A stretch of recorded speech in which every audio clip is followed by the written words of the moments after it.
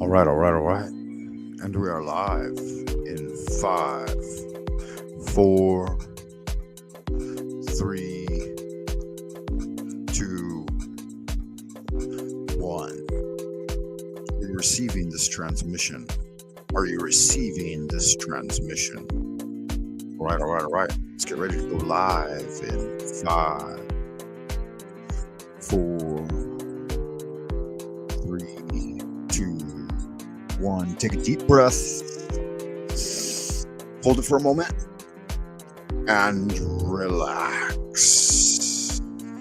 Very nice.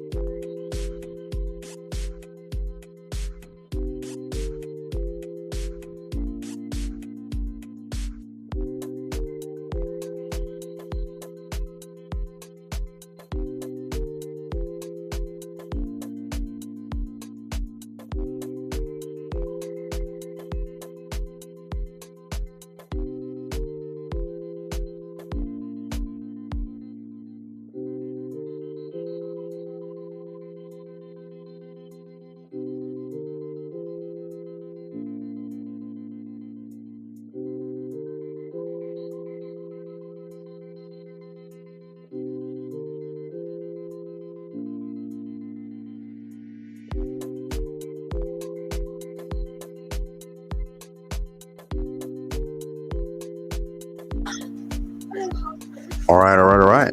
Your host for the hour, Frank Monday, broadcasting to you from the Central Kingdom of the Celestial Dragon, Twilight Zone, Old Peking. Welcome, Wizard, Warrior, Wanderer, Wayfarer, and Wildcat alike, wherever you are, whoever you are, and whenever you may be receiving this transmission.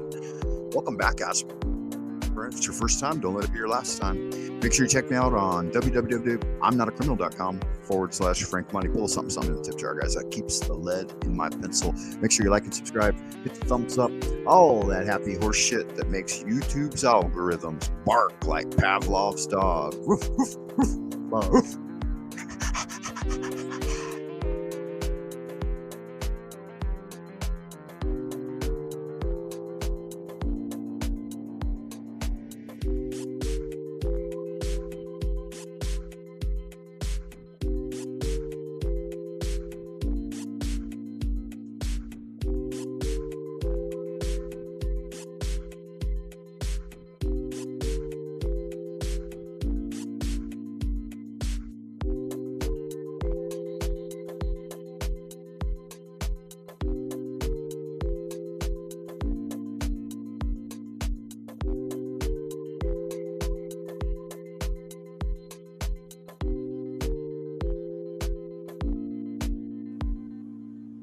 It is June 22nd, 2024, in the Central Kingdom of the Celestial Dragon. We just went through the summer solstice, and the sun has transitioned into Capricorn.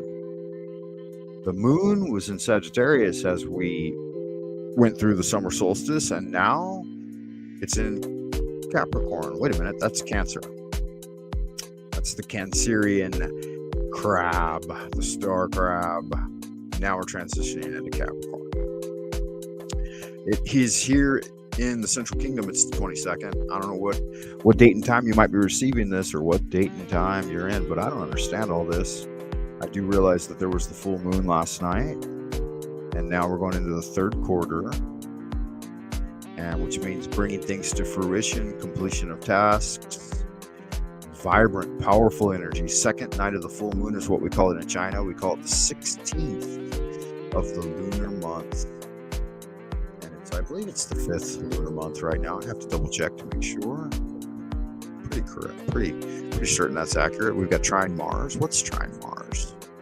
I can't read all this, so I don't really understand what's going on here. But if you're an astrologer, you might know a little something about that, right? We're looking at Chinese proverbs of different nature, fun ones. Let's see if we can find you a fun one for today. This is a good one. The Foolish Old Man Removes the Mountain. It's called Yugong Yishan. Yugong Yishan. Let's have a look at it.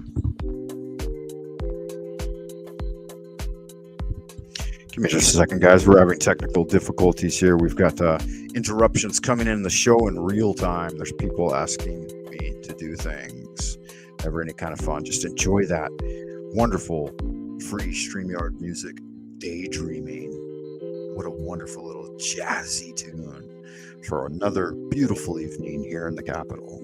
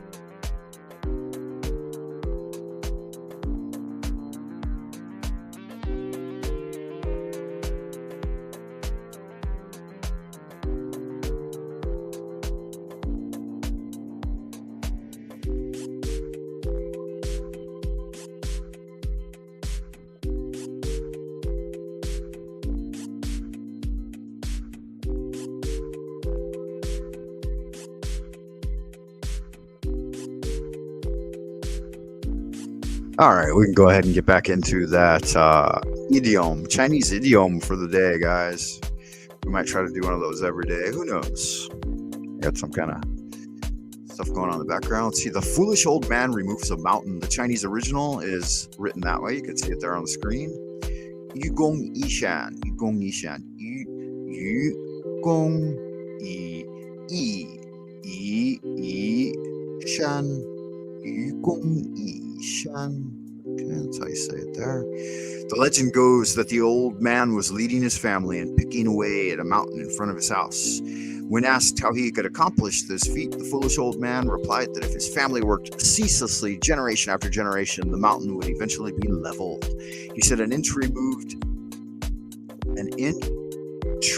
it has an inch lesser. This proverb was once quoted by Mao Zedong to encourage the Chinese to fight the formidable Japanese invaders during World War II. The moral is, in keeping with a seemingly very difficult task, keep on working at it without fear, and you will eventually succeed. For the full story, there's a book called The Magic Lotus Lantern and Tales of the Han Chinese People. Yeah, so there was an old man, I forget which village or county he was in, but the mountain blocked his way from getting, I think, a lake where he was fishing or some other to his work, and so he wanted to remove it, and thus we get the idiom of perseverance, right? Perseverance. Persistence and determination alone are omnipotent. We're going to look at some other things tonight, man. Good stuff. Lots of Taoist stuff and stuff that will be of interest to you. Let's see what we've got going on over here. We might have a message in the ideas room. Dominico says, Namaskar FM and fellow aware beings here. Welcome to the chat, Dominico. Good to see you again, man. I hope you're doing well. Just setting up here in the studio. It's getting into the evening time, and I thought I would tune in for a little while and say hello, see if anybody was out there in Happy Land, if anybody wanted to talk shop. As always, the internet is not super stable here because I am broadcasting to you from behind the bamboo firewall, right? So if I do dip out, I'll be right back. I'll try to anyway, depending on how good that connection is. How's my sound coming through, Dominico? Can you hear me okay out there in Happy Land? Hope you're doing well this evening, man. At the beginning of each session, let's ask for divine guidance. Holy art thou, Lord of the universe, the vast and the mighty one, creator of heaven and earth, maker of all things visible and invisible, master of both the light and the darkness, he who was, is, and always shall be. We adore thee and we invoke thee. Send us one of your divine spiritual agents, our holy guardian angel, to protect and guide us to the innumerable snares of the earthly sphere, and a cleansing wind to disperse all negativity and endless human opinion. Teach us those things which we must know for the completion of the great work and the glory of thine ineffable name, Adonai. So it is commanded and confirmed, so mote it be. Amen.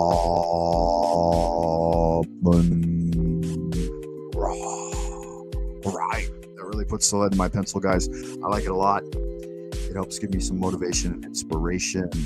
You know what else puts a lead in the pencil, right? You know, it gets the jelly in my donut, the pep in my step is when you head over to www.imnotacriminal.com/Frank Monday. Check me out there. Pull something, a chip jar, a Hamilton, a Benjamin, whatever you like, whatever you can spare. Lovely. Let's see what else we've got on the lineup for today, guys. What's on the lineup? We have got what is called the Shuja Neijing Tu. Okay, so 中国医学博物馆艺术北京白云馆也有同样的一幅。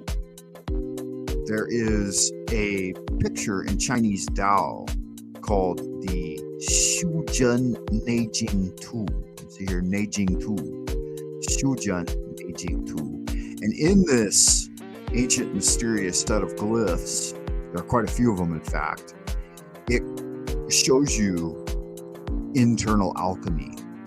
Right? So where are we at in the rotation of the sun and the moon? So the moon right now was just full. So it's passing just beyond Baihui. And so it rises up and over the body, up and down, as it works its way back to its nadir. Right? So we should be spiritually illuminated right now, powerful spiritual illumination in the body, according to the lunar cycle. That is lovely. Here's a good one. It shows the internal alchemical process. And we've got that same mud pill transforming into the luminous pearl. Once you've birthed the luminous pill, you will give birth to a spiritual being known as a Shen. The Shen will then give birth to a spiritual being that is above that and beyond that are the three pure ones. We won't go through the entire process because most people have a hard time just getting their head around meditation, let alone birthing spiritual beings, all right? That's all right. Take your time, guys. It takes many, many lifetimes to understand this material. And unless you do the spiritual internal work, you're not going to get it done. Let me show you one that really touches my heart, that I've experienced and been through right here. So as you sink within in internal alchemy, you will start your journey down. Right? This is the ox that plows the field, the motivation, inspiration, the Jing Qi, the power leading you forward. This is the lower Dantian here, alchemical powerhouse of fire and water. Just above it is the cauldron. Pull that energy down and go up the watery pathway and into the palace of the mind. There sits the sage, everyone, quiet and peaceful. Good stuff. I know you enjoy it. I hope you do. I hope you like it. I hope you can understand it. Guys, the time is now to get on board with the good message that's leading us all forward to spiritual immortality. Get on board. Join up. Why not? Why not do something good for yourself? Empower yourself with greater magic. Friends and family alike will appreciate your hard work and contribution. We say in Chinese that if one man can achieve Tao, Even chickens and dogs will learn to fly. Not sure if you understand that spiritual message or not, but you don't have to, right? You don't have to understand anything and everything at all times in order to enjoy a rich and fulfilling life. Material plane. Let's see what else we've got here for you today, guys. We're going to be looking over Master Lu Dongbing, one of my favorite spiritual teachers. We're just going to look over the basic wiki on him here on the internets. Fun stuff. This is my patron saint. He's a sage, a Xian, what we call an immortal being in Chinese. Lu Dongbing is a legendary Chinese scholar and poet who lived during the Tang Dynasty and whose lifetime supposedly spanned 220 years. He was elevated to the status of an immortal in the Chinese cultural sphere by Taoists. He's one of the most widely known of a group of deities known as the Eight Immortals. Lu Dongbing is also a historical figure and mentioned in the official history of the Song. He's widely considered to be one of the earliest masters of Neidan. There you go. That's what I was just showing you guys a second ago. The Neidan is internal alchemy, an array of esoteric doctrines, physical, mental, and spiritual practices that Taoist initiates use to prolong life and create an immortal spiritual body that survives even after death. Also known as Jindan or inner alchemy, combines theories derived from external and internal esoteric traditions in Taoism. He is also depicted in art dressed as a scholar carrying a sword to dispel evil spirits. Yes, his ghost-chasing sword that he carried on his back. It's actually a peachwood sword. And he would use that to fight off the demons, man. And any demons out there. You know, the Clown King and Team Evil always kind of come over and cause disruption. Interrupt everybody's normal flow of their day. And kind of try to poop all over them, rain on their parade. That's all right, though. That doesn't bother us. We laugh at such childish antics as the great Jester King and his horde of lowly minions, you know, poking fun and laughing at everyone while doing very little spiritual work on their own, all right? They're just there to badger and belittle you and criticize you. But they're not going to get out there and roll up their sleeves and get the great work done because they really don't even know what it is to begin with, right? How can they even begin to do it? Character Lu Dongbing is portrayed as a scholarly, clever man with a genuine desire to help people obtain wisdom and enlightenment and to learn the Tao. However, he is often portrayed as having some character flaws, not an uncommon theme for colorful Taoist immortals, all of whom in general have various eccentricities. Like your own dear Frater Francis Lunas Aristeas of the OTA, we do have our eccentricities. He's portrayed as having bouts of drunkenness. Oh no, don't get Master Lu drunk, which was not uncommon among the often fun-loving Eight Immortals. This also parallels several Taoist artists renowned for their love of drinking, like Li Bai and Du Fu, also great Tang poets. One story relates that after becoming immortal, he had a strong temper as a young immortal, even deforming a riverbank in a bout of anger. Yeah, so don't piss him off. He's a little bit trigger happy, and he might whip out his peachwood sword and poke you in the ass with it. So try to stay on his good side, guys. He is said to be a ladies' man. Oh, yeah. Even after becoming an immortal, and for this reason, he is generally not invoked with people with romantic problems. This also might be related to Taoist sexual arts, where you raise that kundalini through non-ejaculation. Don't fire the cannon, guys. Keep the spirit in the bottle. Don't let the genie out of the bottle. Lu was also a prolific poet. His works were collected in the Chun Tongshi. This is actually what I studied at university in a postgraduate program. It's called the Chun Tongshi, and there are 40,000 poems in it. Some of them quite long. 40,000 poems. It's in like 10 volumes. They have a huge, like 100-year-old copy at the Tsinghua Daxue, where I attended university for a postgraduate scholars program. Visiting scholars program is what they called it, but I ended up staying a little longer. I overstayed my time here. We got lots of fun things to learn about Master Lu tonight, guys. The Yellow Millet Dream, the 10 Trials. We're just learning about his character right now, his eccentricities, right? His bouts of drunkenness and his fiery temper sometimes. Sometimes a fiery temper. All right. Welcome, one and all. Wizard, warrior, wanderer, wayfarer, and wildcat alike, wherever you are, whoever you are, and whenever you may be receiving this transmission, I, the Grand Wizard of the Esoteric Order of Dagon, Eastern Star Division, welcome you, one and all.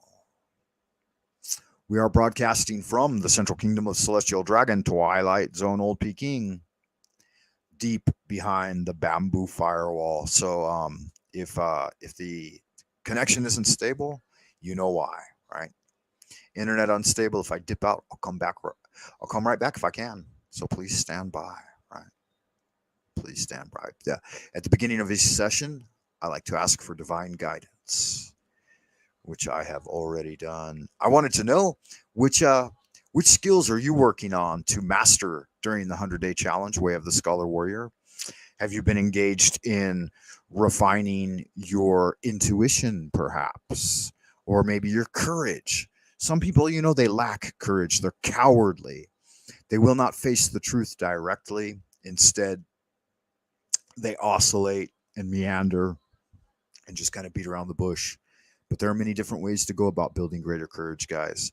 Walk through the waterfall of fear and find that you'll come out on the other side doing just fine. Just fine. I'm working on 10 virtues as per suggestion by Benjamin Franklin in his autobiography. He worked on 13 in a given year, and I'm working on 10 right now. Number one on the list, 10 virtues for 10 days each that I focus on. Number one was order, getting my apartment in better order, getting my work life in better order, and ordering my own spiritual practices. The next one was diligence, seeing things through, working hard, rolling up the sleeves, not being afraid to get dirty in this sometimes debased world of misanthropes and ne'er-do-wells, right? Guys that would throw shovels of shit in your path just to block you.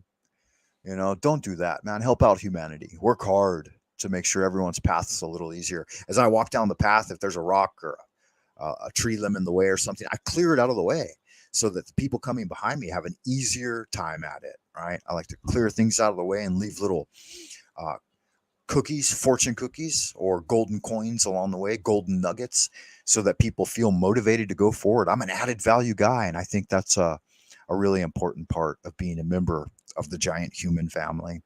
Humility is my next virtue. You got to try to humble yourself before the Lord and the grand cosmos and the Tao. So staying humble, not being arrogant.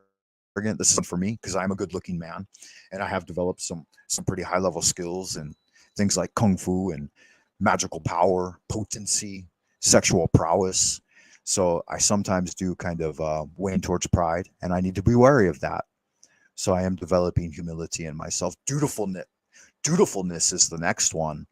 You got to get down to business, and you got to do those things which matter, right? You can't just spend all day surfing the internet, chatting with people. That'd be good fun, but somebody has to do the real great work.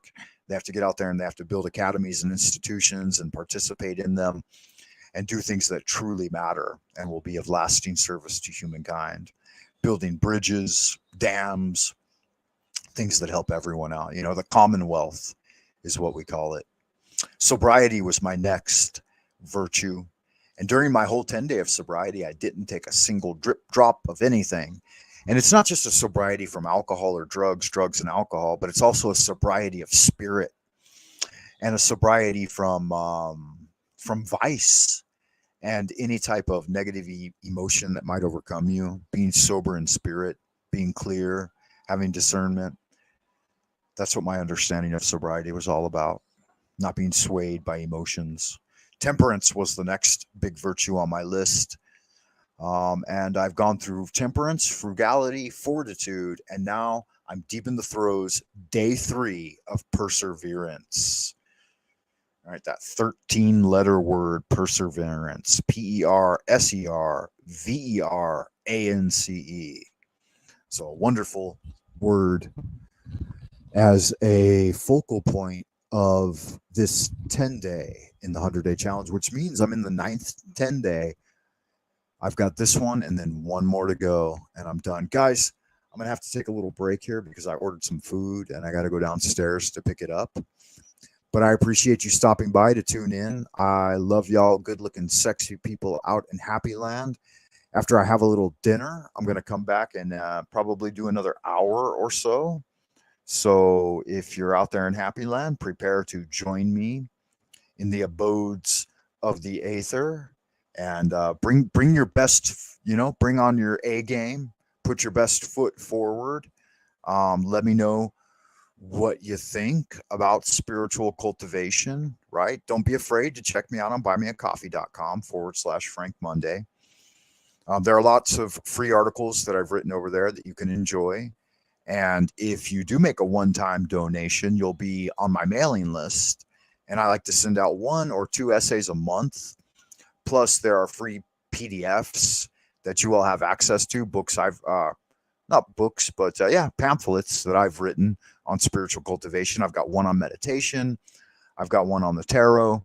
And you can also contact me for spiritual consultations. So definitely get over there and check that out if that's something that interests you. And with that said, keep doing good magic. I'll see you in the abodes of the future. And until then, ad astra, per aspera, into the abodes of the future. Bye for now, Wayfarer.